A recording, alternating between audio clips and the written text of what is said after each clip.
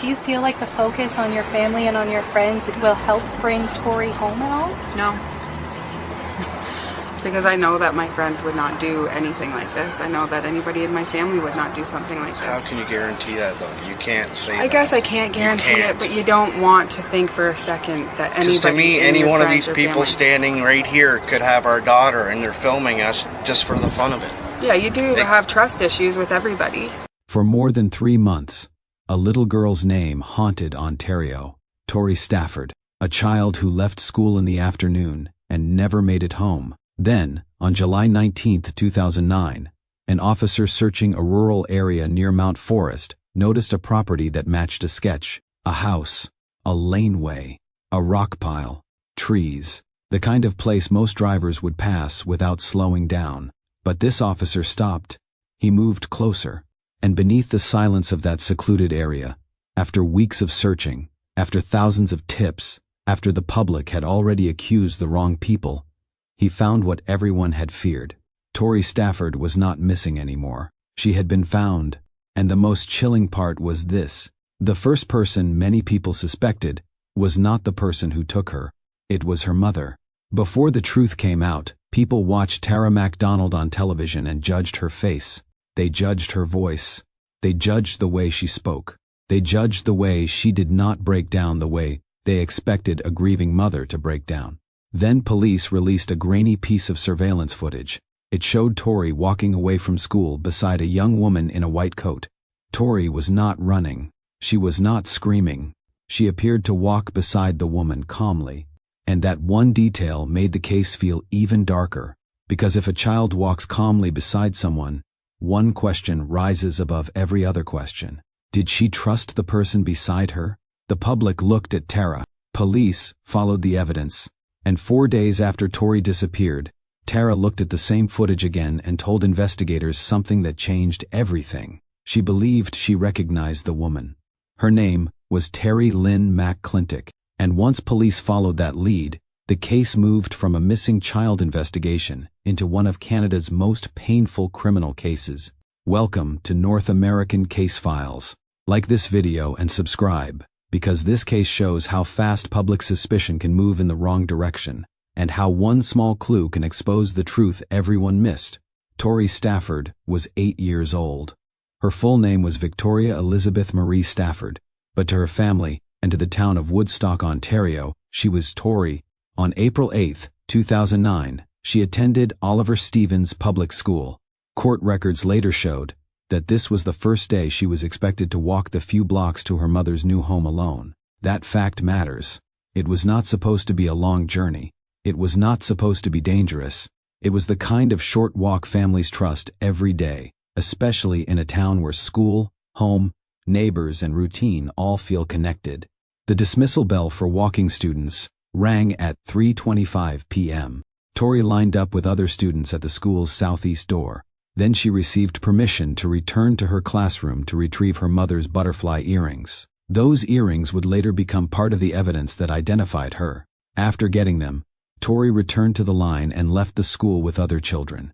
She was expected home at about 3:45 p.m. 10 minutes after that expected arrival time, one of her friends called the house and left a voicemail about watching a movie. There was no answer. At that moment, the danger had already begun. But no one inside the family knew it yet. Tori's older brother, Darren, had gone to a nearby townhouse complex with another child he usually walked with. Court records show that he later went to a cousin's house, borrowed a bicycle, and rode to his mother's new home on Francis Street. When he arrived, his mother told him Tori had not come home. Darren went back out. He searched the neighborhood on his bike. He looked for his sister in the places a child might be: the street, the school area, the familiar paths. But Tori was gone. By 5 p.m., Darren had returned to his cousin's house. Tara McDonald called and said Tori still was not home. Around 5:20 p.m., Tara called her mother, Linda Winters, and told her Tori was missing. Linda drove to Tara's house. Together, they searched. They drove around until about 5:40 p.m., looking for the child who should have walked through the door almost 2 hours earlier. Then they approached a police officer who was involved in another investigation. They were directed to police headquarters. At 6:04 p.m., Linda Winters reported Tori missing to Oxford Community Police Service. That time would later matter. The delay became one of the first points people used against the family. To strangers watching from the outside, it looked simple. A child was supposed to come home. A child did not come home. Why did it take that long to report it? But inside the family, the first response had been the same response many families have when a child is late. Call friends, check relatives, search nearby, assume a misunderstanding before assuming the worst. The problem was that this was not a misunderstanding. Police began searching the area around the school and the neighborhood. They searched Tara's present residence and her previous residence. Details of Tori's disappearance were released to the media in the early morning hours of April 9th. The case began as a missing child case. Then investigators found the video. On April 9th, police retrieved surveillance footage from College Avenue Secondary School. The footage showed Tori walking away from the school area with an unidentified female. That image shifted the investigation. A missing child case became a possible abduction. The search area expanded. The public fear grew. Parents watched the news and saw something almost impossible to process. An 8-year-old girl had left school in daylight. A camera had captured her walking with someone, and then she was gone. The video did not show a dramatic struggle. That made it harder to understand. It showed Tori walking beside a young woman in a white coat. The image was grainy, but the implication was clear. Someone had approached her. Someone had gained her trust. Someone had led her away. On April 9th, the video was released to the media and broadcast widely across southwestern Ontario. Police began receiving tips from the public, with people suggesting possible identities for the woman in the video. Some tips pointed toward Terry Lynn McClintock. Police also received direct information that provided more detailed contact information for her. But before the investigation locked onto McClintock, the public had already started looking somewhere else. At Tara McDonald. Tara was Tori's mother. She appeared on camera during the early days of the search. Those appearances drew attention for reasons that had less to do with evidence and more to do with human judgment. People expected a mother of a missing child to behave a certain way. They expected tears at the right moments. They expected panic in a way they understood. They expected grief to look familiar. When Tara did not match the image some viewers had in their minds, suspicion grew. The uploaded transcript uses this early suspicion as its first major tension engine. It does not begin by showing the real answer. It begins by showing how the public was pulled toward the wrong question. Was the mother involved? That question created immediate emotional tension. It also created danger. Because once a crowd decides someone looks wrong, every word becomes suspicious. If Tara spoke calmly, people questioned it. If she defended herself, people questioned it. If she pushed back against rumors, people questioned it. If she did not cry on command, people questioned it. And while the public debated the mother's face, the truth was moving through the evidence. This is why the first section of this case matters so much. It shows how quickly public opinion can turn grief into a trial. No charge, no proof, no courtroom. Just cameras, fear, and a missing child. The tension between Tara and Tori's father, Rodney Stafford, also played out in public. They had separated years earlier. Their relationship was strained. During interviews, their pain and anger sometimes collided in front of cameras. Viewers saw conflict, and conflict fed suspicion. But conflict is not evidence. Grief is not always neat. Parents do not always process fear in the same way. And by the time the truth came out, the public suspicion around Tara would become one of the saddest wrong turns in the case. Because Tara was not the woman in the video. She was the person who helped point police toward her. By April 12th, Terry Lynn McClintock was one of several persons of interest. Police learned there was an outstanding arrest warrant for her on a minor offense. They arrested her and took her to police headquarters. She had been in custody since that date. At first, McClintock denied everything. She was shown the College Avenue Secondary School video. She denied being the woman in the footage. She denied having any involvement in Tori's abduction. But investigators were not finished. They still considered her a person of interest, and the case was growing far beyond the original local search. On April 15th, Oxford Community Police requested help from the Ontario Provincial Police. By then, the investigation had expanded sharply, with nearly 1,000 tips received. 2 days later, on April 17th, Ontario Provincial Police took the lead. The search resumed. The case was upgraded. Tori's disappearance was no longer being treated as a simple missing person matter.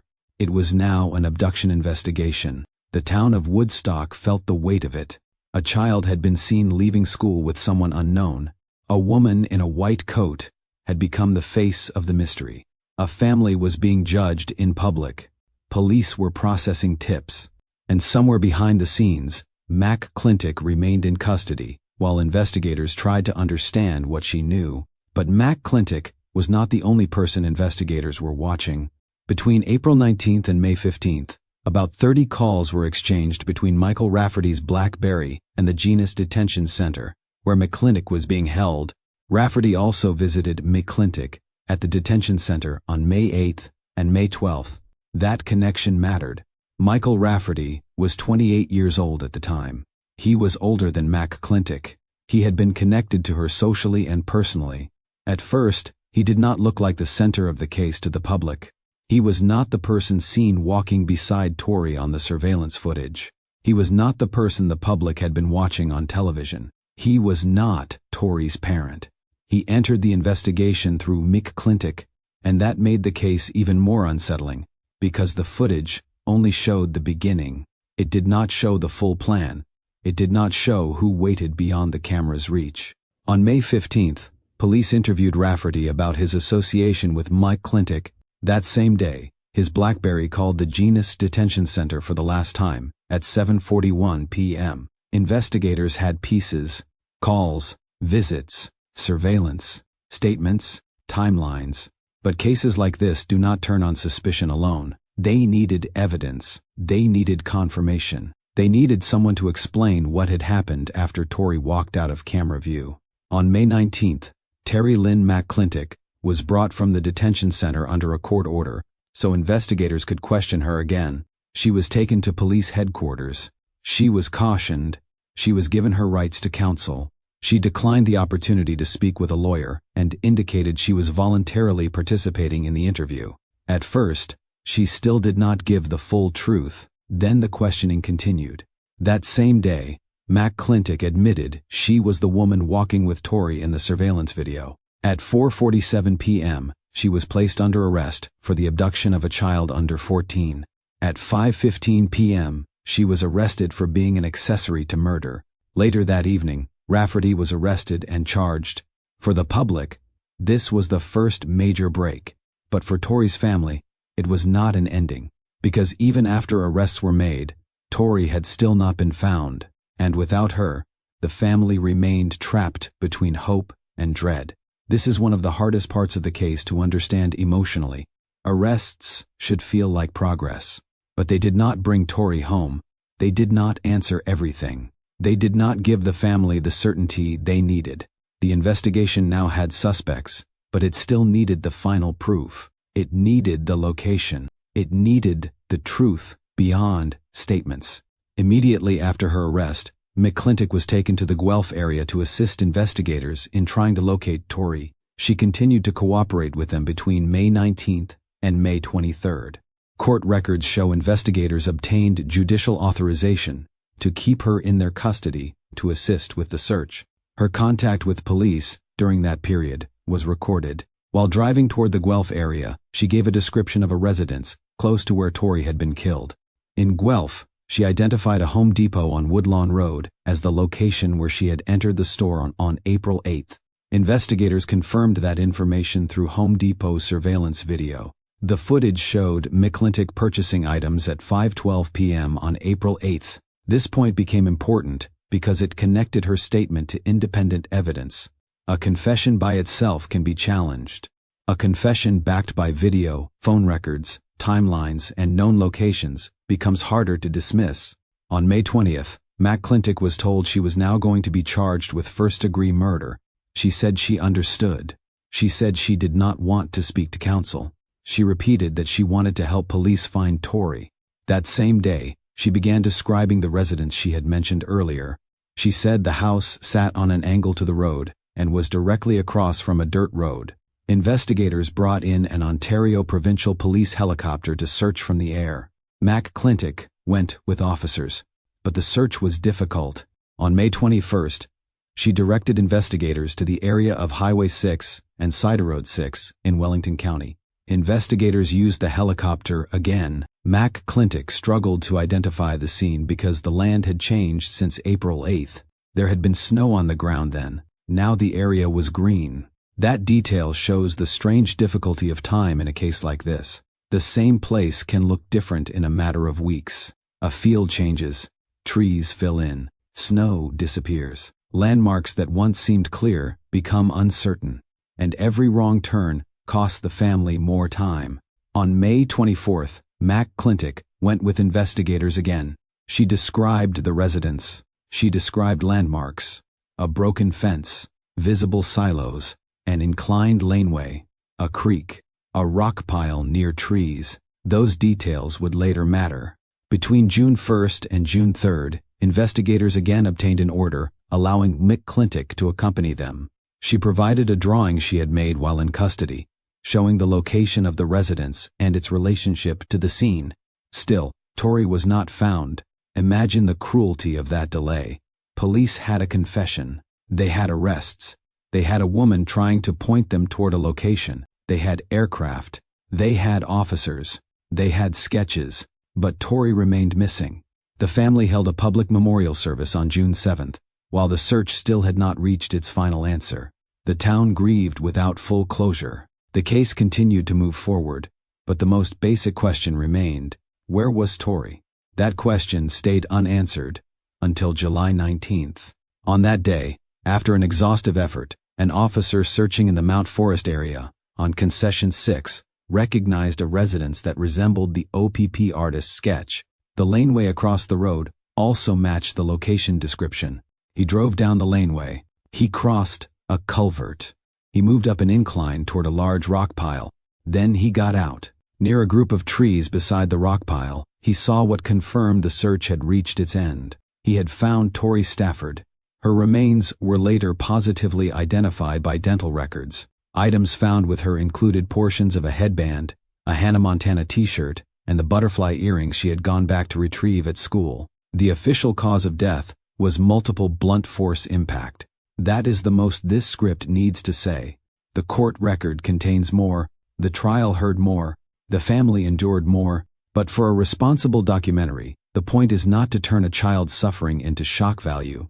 The point is to show how the evidence led from a school door, to a surveillance video, to a suspect in custody, to a second suspect, to a confession, to a search, and then to the place where the truth could no longer be denied.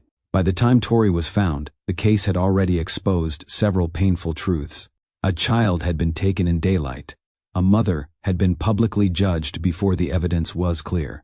A grainy video had carried the first major answer, and the woman in that video had known enough to lead police toward the final location. But the courts still had to decide responsibility, and that process would stretch for years.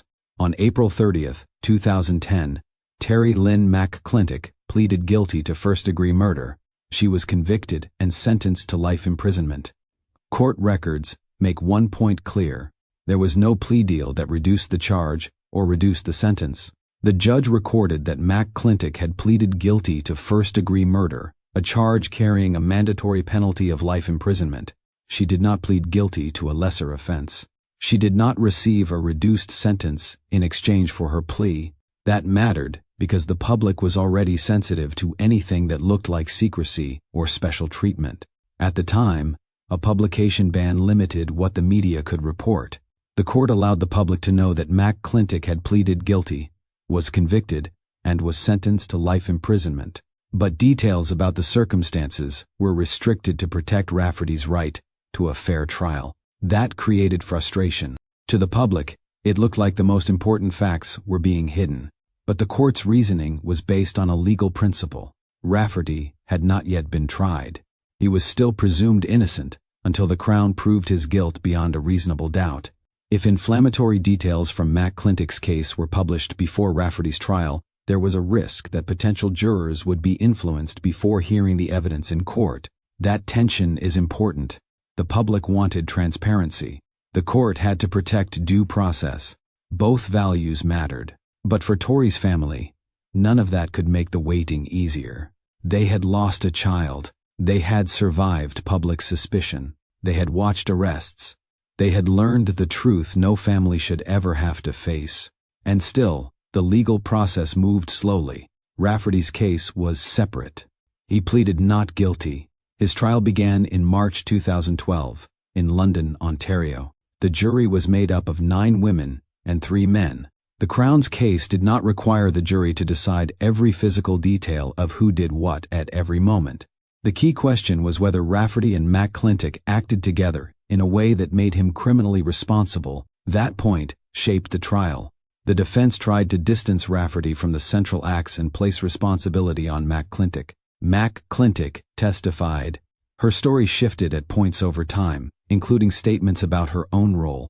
That became part of what the jury had to weigh. But the Crown had more than one witness. There was the surveillance footage from the school area. There were phone records. There were detention center contacts. There were store records. There were movement timelines. There were statements. There was the search process. There was the location where Tori was found. A murder trial is not supposed to be a story based on one dramatic confession. It is supposed to test evidence. And this evidence had to answer one central question. Was Michael Rafferty a participant in the kidnapping and murder of Tori Stafford? For weeks, the jury heard testimony. They heard the timeline of April 8th. They heard how Tori left school. They heard how McClintock approached her. They heard how the surveillance video captured them on Fife Avenue at 3:32 p.m. They heard how the video last showed them heading toward the Crescent Care retirement home parking lot and then off camera. They heard how the investigation moved toward Guelph and then north of Guelph. They heard how police worked from statements, sketches, and records until Tori was found. On May 11, 2012, the jury reached its verdict. Michael Rafferty was found guilty on all counts. He was convicted of kidnapping, sexual assault causing bodily harm, and first-degree murder. 4 days later, he was sentenced to life imprisonment with no chance of parole for 25 years. For the family, the verdict brought accountability. But accountability is not the same as healing. A conviction does not reverse the walk from school. A sentence does not restore the years Tori never got to live. A courtroom cannot give a brother back his sister. It cannot give parents back their daughter. It cannot give a town back the feeling of safety it had before April 8th. The verdict answered the legal question. It did not erase the grief. In the middle of this story, take a moment to like this video and subscribe to North American Case Files. Cases like Tori Stafford's deserve careful storytelling, not rumors, not careless blame, and not shock for shock's sake. Your support helps keep these documentary case files focused on facts, victims, and the evidence that brought the truth forward. After the conviction, Rafferty appealed. He argued that errors in the trial affected the fairness of the verdict. One of the arguments raised was tied to jury instructions and whether the jury should have considered the possibility that he was only an accessory after the fact. The Court of Appeal rejected his arguments. The court found no real basis for the claims raised and described the trial judge's handling of the difficult trial as exemplary. That appeal mattered because it was Rafferty's attempt to reopen the legal door. But the door closed. The conviction stood. For many people, that should have been the final public chapter. McClintock had pleaded guilty. Rafferty had been convicted. The appeal had failed. The legal system had reached its answer. But the case returned to national attention years later. The reason was not a new trial. It was prison placement. In 2018, news broke that McClintock had been transferred to Okemos-Otchai Healing Lodge in Saskatchewan, a facility for Indigenous women offenders. The public response was immediate and angry. Many Canadians saw the move as too lenient for someone convicted in a child murder case. The issue became political. It was debated publicly. Victims' families and members of the public questioned how someone convicted of first-degree murder in a case like this could be moved to a facility that did not resemble the prison environment they expected. Under pressure, federal officials reviewed the decision. McClintock was later moved back into a more traditional prison setting. That controversy shows one reason Tori's case remained in the public mind long after the verdicts. It was not only about what happened on April 8th, it became a case about how police classify missing children, how the public reacts to grief, how evidence can correct public suspicion, how courts protect fair trial rights even in cases that outrage the country, how prison decisions can reopen old wounds for victims' families, and one of the most important policy discussions involved the Amber Alert system. In the days after Tori disappeared, police faced criticism because no Amber Alert was issued. At the time, officials said the case did not meet the strict criteria. The system required more than general fear. It required confirmation or strong indicators that a child had been abducted, that the child was in danger, and that enough descriptive information was available to help the alert work. But Tori's case forced Ontario to rethink the standard. Later changes turned rigid criteria into broader guidelines. Authorities no longer needed the exact same level of confirmed detail before moving faster. Police needed to believe a child had been abducted, believe the child was in danger, and have descriptive information about the child, the abductor, or the vehicle that could help locate the child.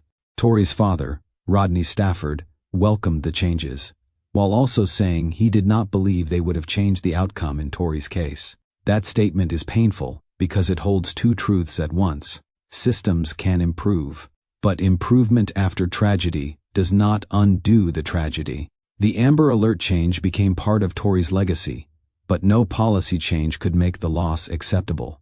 The heart of this case remains the same. A little girl walked out of school. A camera caught her beside someone who looked harmless. The public suspected her mother. The evidence pointed elsewhere. And the truth, when it came out, was worse than many people had prepared themselves to hear. That is why the narrative structure of this case is so powerful. It begins with a false focus. Then, it reveals the video. Then it turns the mother from suspect in the public imagination into a person whose recognition helped move the investigation forward. Then it introduces McClintock. Then Rafferty enters through phone calls, visits, interviews, and evidence. Then the confession shifts the case. Then the search becomes its own long chapter. Then the court process brings the final legal answer. This is not just a case about two offenders. It is a case about how fear behaves before facts arrive. When a child disappears, people want certainty fast. They want someone to blame. They want a face. They want a simple answer. But real investigations do not always move at the speed of public emotion. In Tori's case, the public had a face early, Tara McDonald, but the evidence had another face, Terry Lynn McClintock. And behind McClintock, police found Michael Rafferty. That is the lesson documentary viewers should never miss. The first suspect in the public's mind is not always the offender. The loudest rumor is not always the truth. And strange behavior on camera is not proof. Tara's grief became a public performance. People thought they had the right to review, but grief does not follow a script.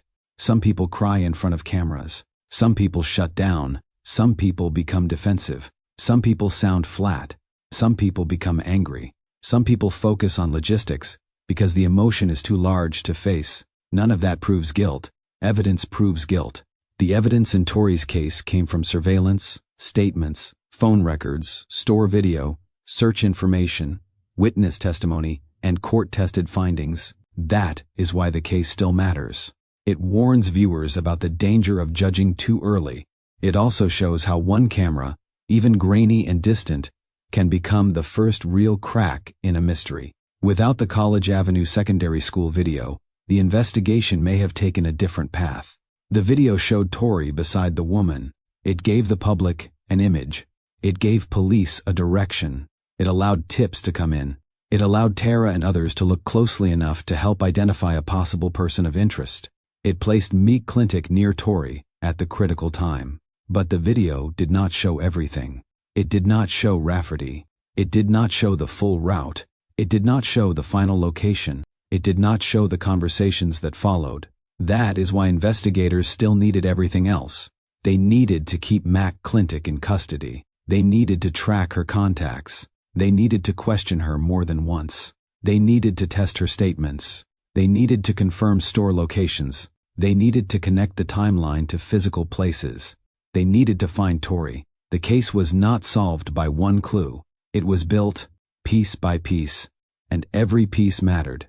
The first time McClintock denied being in the video, investigators did not stop. When the first searches failed, investigators did not stop. When the description of the location was hard to match because the season had changed, investigators did not stop. When the public wanted answers faster than the evidence could provide them, investigators kept working. This does not mean every decision was perfect. The case raised serious questions about the Amber Alert system and about early assumptions. But the final investigation became one of the largest in Ontario's history, involving many officers and support personnel from multiple services. That scale shows how deeply the case shook the province. At the center of it all was Tori, not the rumors, not the offenders, not the media conflict, not the politics. Tori, a child who loved ordinary things, a child who went back into school to retrieve butterfly earrings, a child who expected to reach home within minutes, a child whose story should never be reduced to the names of the people who killed her. That is why telling this case responsibly matters. A true crime documentary has to hold tension without losing humanity. The tension is real. The timeline is real. The evidence is real. But the victim was a child, and that means the story should never depend on graphic detail to hold attention. The strongest part of this case is not the brutality. It is the sequence of missed assumptions and delayed truth. It is the mother judged by strangers. It is the video that changed direction. It is the suspect who denied involvement until pressure and evidence closed in. It is the second suspect who appeared through calls and visits. It is the search that took months. It is the court trying to balance public knowledge with fair trial rights. It is the country arguing over alerts, punishment, and institutional decisions years later. That is enough tension without exploiting pain. The day Tori disappeared began with routine. That routine is what makes the case feel so unsettling. Families survive on routine. School starts. School ends. Children walk home. Someone calls if plans change. Dinner happens. Homework happens. Life continues. But on April 8th, the routine broke. Tori left school with other students. She had her mother's earrings. She had plans with friends. She had a short walk ahead of her. Then Terry Lynn McClintock approached her. According to the agreed statement of facts, McClintock told investigators that Tori happened to be the first child she observed walking toward her from the school. She introduced herself as T. Tori said her name was Victoria, but everybody called her Tori. They walked north on Fife Avenue. At 3:32 p.m., surveillance cameras captured them walking northbound. McClintock told investigators their conversation was about dogs. She said she had a Shih Tzu named Precious. Tori said she also had a Shih Tzu and agreed that she would like to see McClintock's dog. That detail is one of the most painful in the case. A child heard something familiar and harmless. A dog. A simple, innocent reason to follow someone. The surveillance video last showed McClintock escorting Tori toward the Crescent Care retirement home parking lot, and then off camera. From there, the court record states they went to an address in Guelph, and then north of Guelph. In a remote location on a side road in Arthur Township, Tori was murdered, and her body was concealed. Between 9 and 10 p.m., McClintock returned to her residence. Those hours between the school camera and McClintock's return are the darkest gap in the timeline. The court later filled that gap with evidence. But for the documentary structure, the gap should be treated with restraint. The facts are enough. A child was taken. The offenders were later held responsible. The search lasted months. The family endured unimaginable uncertainty. When McClintock entered her guilty plea, the court noted that several bases of criminal liability supported the first-degree murder plea, with the primary one being that the murder occurred during kidnapping and forcible confinement. That is important because first-degree murder in this case was not only about the final act, it was tied to the surrounding crimes. The law treated the killing within that kidnapping context with the highest level of seriousness. For Rafferty, the jury had to consider whether the evidence proved his role beyond a reasonable doubt. The Crown argued that Rafferty and McClintock acted together. That is why the precise question of who did every physical act at every moment did not remove responsibility if the jury found they were acting together in the crime that led to Tori's death. The jury did find him guilty. The appeal did not change that. The final legal result was 2 life sentences. But even after that, public anger did not disappear. It shifted toward how the system handled the offenders after conviction. McClintock's transfer to a healing lodge produced national outrage because people saw a gap between the crime and the custody environment. Rafferty's later move from maximum to medium security also drew anger from Tori's father and others. These later events show how victims' families can keep being pulled back into the case. A verdict is not always the end of the public fight. Every prison decision, every policy issue, every appeal, every media story, each one can reopen the wound. For Tori's family, the case became more than one terrible day. It became years of hearings, headlines, debates, and reminders. That is why the final section of the script should not treat the conviction as a clean ending. It should treat it as a legal ending, not an emotional one, because emotional endings do not arrive on schedule.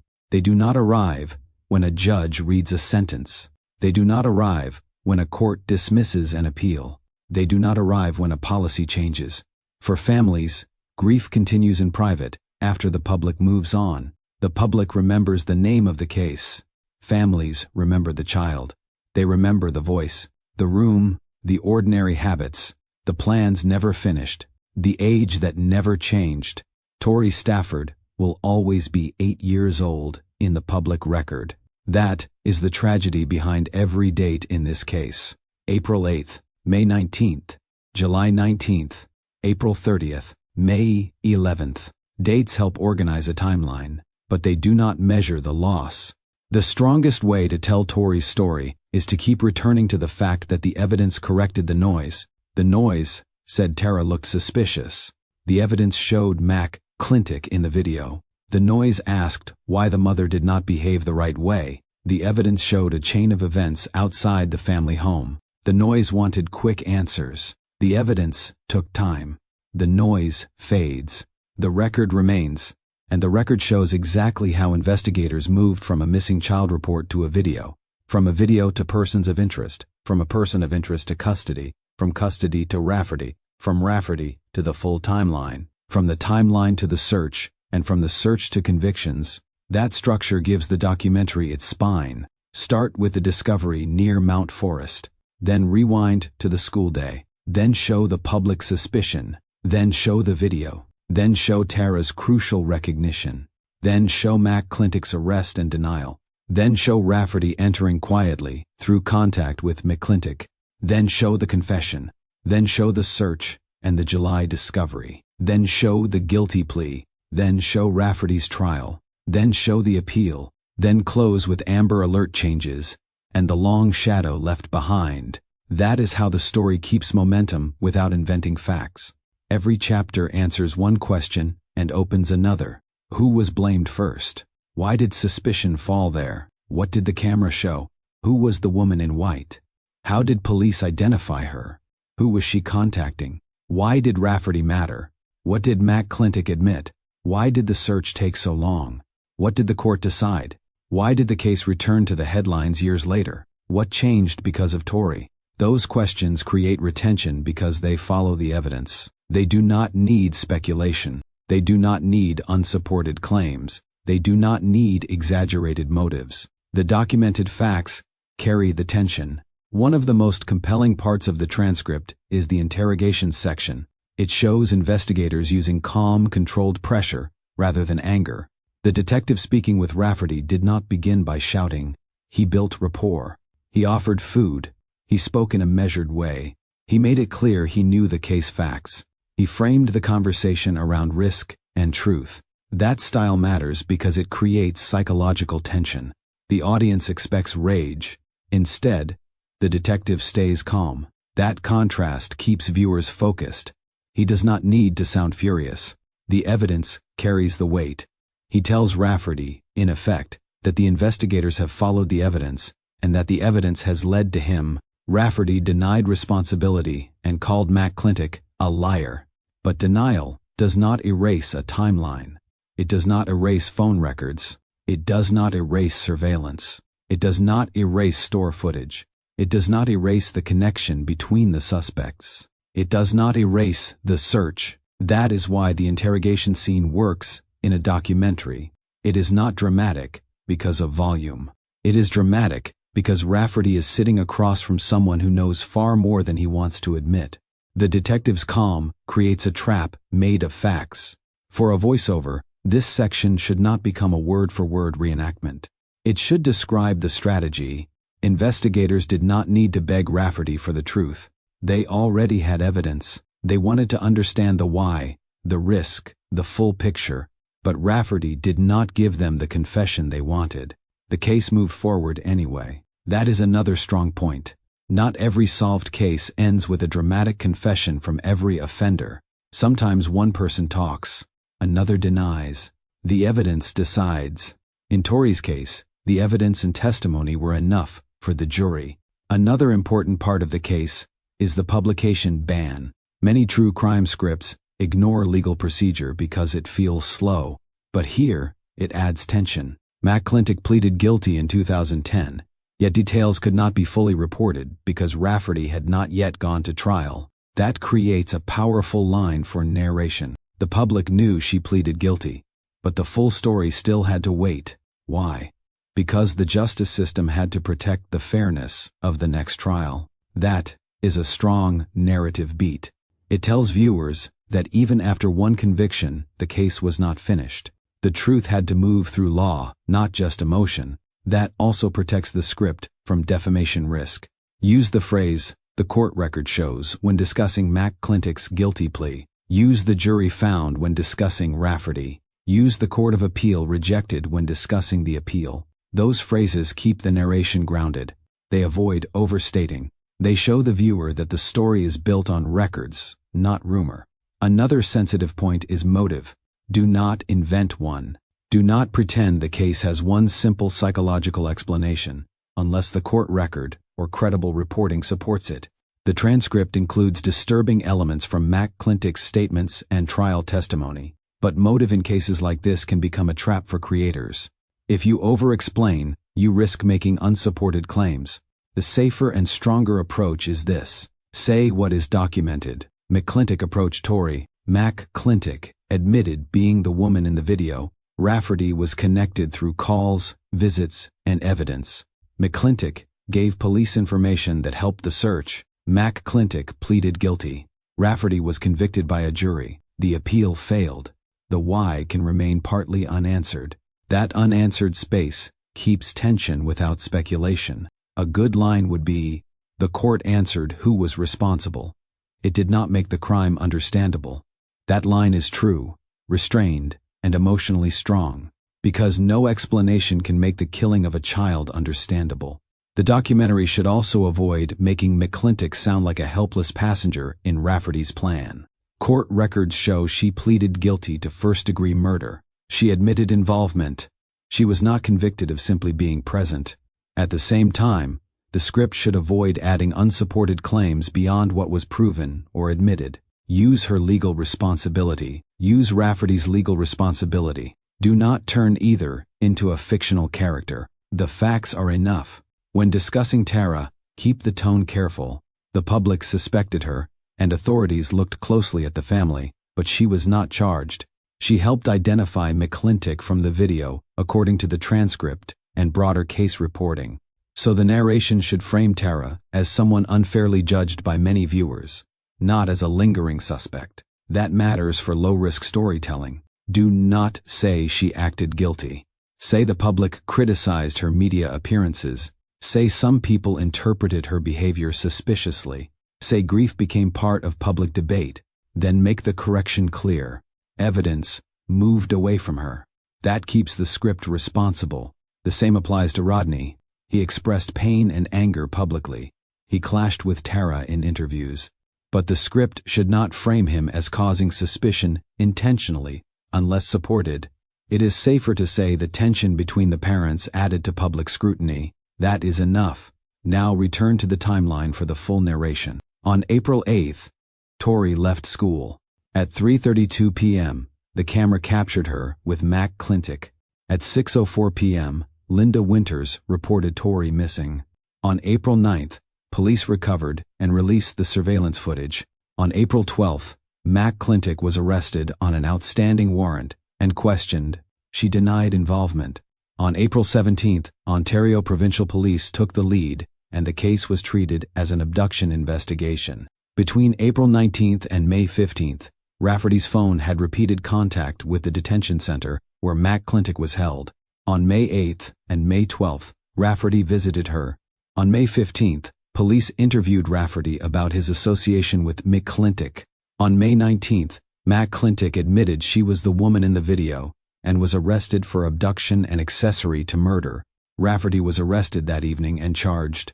On May 20th, Mac Clintic was told she would be charged with first-degree murder and continued helping police search. On July 19th, Tori was found near Mount Forest. On April 30th, 2010, Mac Clintic pleaded guilty to first-degree murder and was sentenced to life imprisonment. In March 2012, Rafferty's trial began. On May 11, 2012, he was found guilty.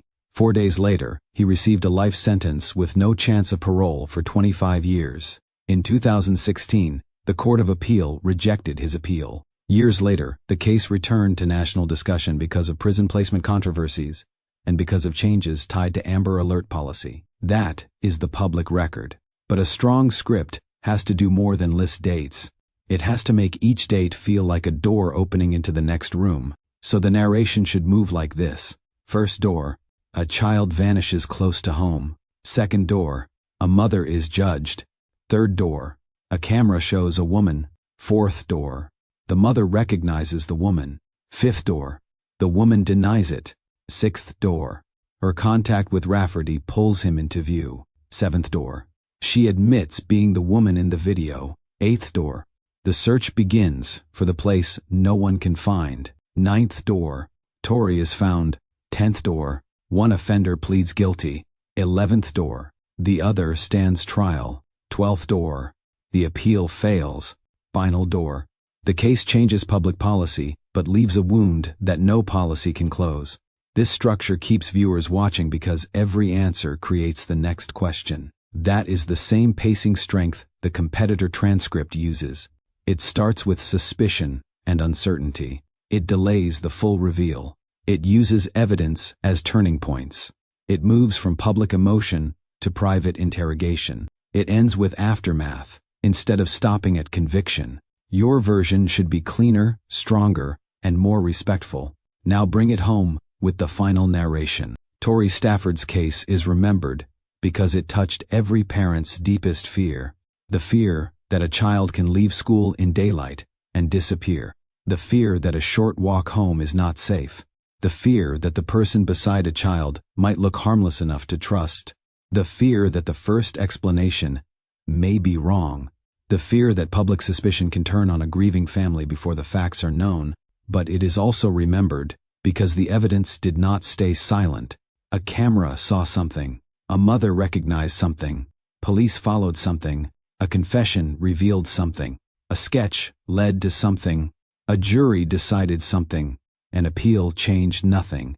And after all of that, the name at the center of the story remained Tori, not as a headline, not as a case number, not as a symbol only, as a child, 8 years old, a daughter, a sister, a student, a little girl who should have walked home. The offenders received life sentences. The appeal failed. The public debates continued. Amber Alert guidelines changed, but the cost of those changes was unbearable. The lesson of this case is not only that evil can hide in ordinary daylight. The lesson is also that truth needs evidence. It needs patience. It needs care. It needs people willing to look past rumor. It needs investigators who keep working after the first theory breaks. It needs courts that test facts instead of emotion. It needs a public willing to remember the victim without turning grief into entertainment. Because in the first days after Tori disappeared, the world looked at the wrong person. They looked at the mother. They studied her. They judged her. They questioned her. But the truth was in the footage. The truth was in the woman in the white coat. The truth was in the trail that led away from the school and toward the people who were later held responsible, and by the time the case ended in court, one fact stood above every rumor. Tori Stafford did not vanish because her family failed to perform grief the way strangers expected. She vanished because two offenders crossed paths with a child who trusted the wrong person for one innocent reason: a dog, a short conversation, a few steps away from school, and a life was stolen. That is why this case still matters. Because the distance between safety and danger was only a few blocks. Because the first public theory was wrong. Because the evidence took time. Because a child's name became part of Canadian criminal history for reasons no family should ever face.